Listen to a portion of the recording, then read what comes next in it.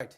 Interestingly, in the Bible, and this is what the claim of the Jews is, and in our time, this is the reason many people ask, why is United States supporting the state of Israel? And this is one of the reasons the evangelical Christians have this belief based on the Bible that the land is promised to the Jews.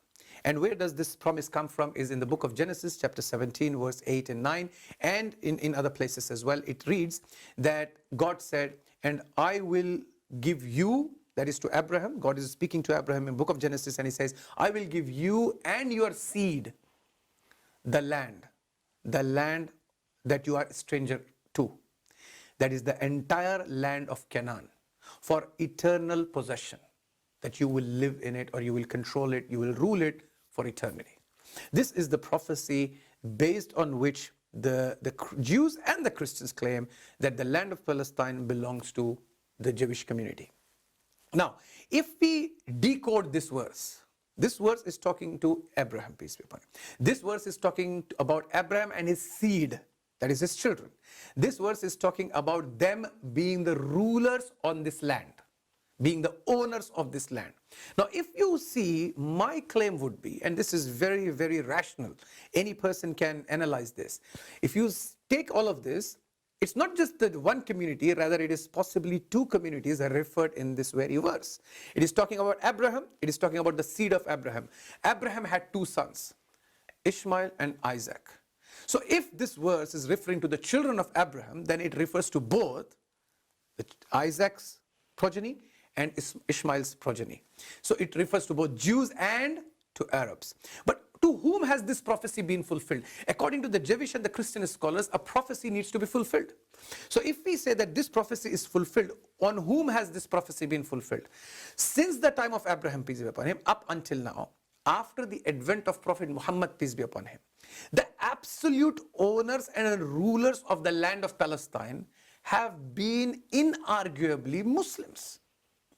From 637 onwards, from 650, put it in the middle of the century, the 6th century, 650 onwards up until 1100, for an absolute span of 450 years, from the time of Umar radiallahu anh, the second caliph of Islam, up until 1100 when the Crusaders came and took over, conquered Jerusalem. Up until that 450 years, Muslims were the absolute owners, rulers and inhabitants of that place.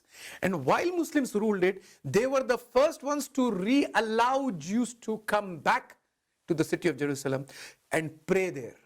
Before that, they were not even allowed to do that.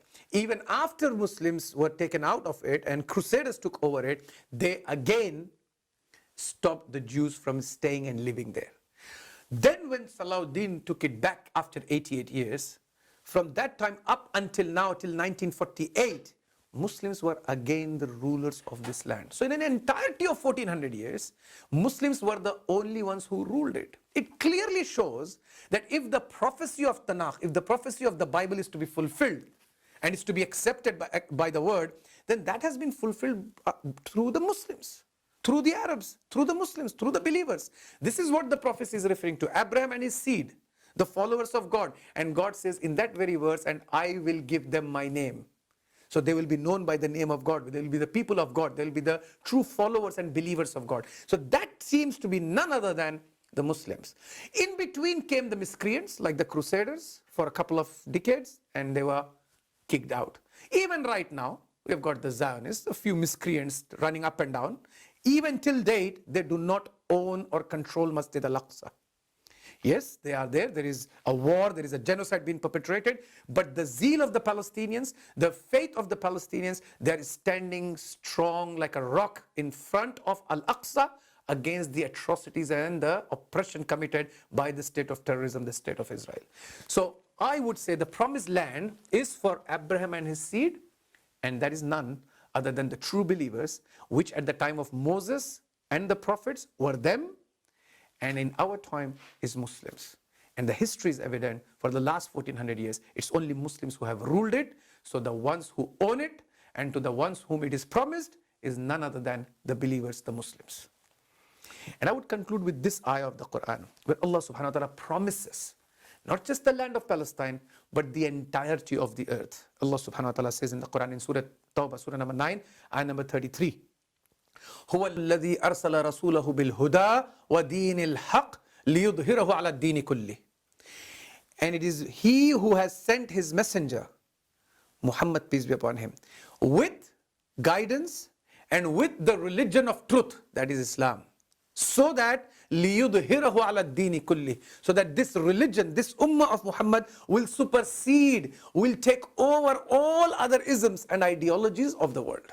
This is the promise of Almighty God Allah subhanahu wa ta'ala. And this promise includes the land, not just the victory, but the victory includes the land itself.